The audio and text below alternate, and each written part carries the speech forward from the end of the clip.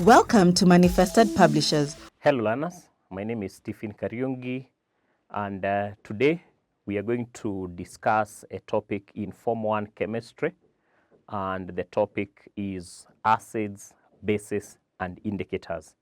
Welcome. So as the heading suggests, we are going to discuss acids, bases and indicators. And as we go on with this topic, there are some objectives that we need to fulfill. So it is important, first of all, we discuss what are some of the objectives of this particular topic. The first objective, we should be able to define acids, bases, and indicators. So you should be able to know what are acids, what are bases, and what are indicators. Number two, we should also be in a position to prepare and use indicators that are obtained from plant extracts. Indicators obtained from plant extracts. So there are some plants that we can extract indicators from them, and then we use them in this particular topic. Some plants we can use the leaves, others we can use the flowers, and so on and so forth to come up with indicators. Number three, we should be able also to name and use commercial indicators,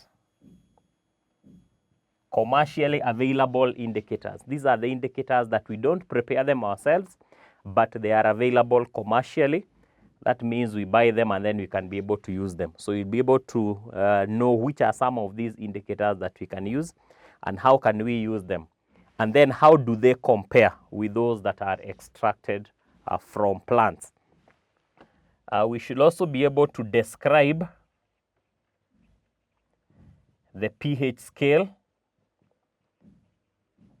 The pH scale is very, very important, as we shall see. Then also, we'll be able to state and explain the properties of acids and bases.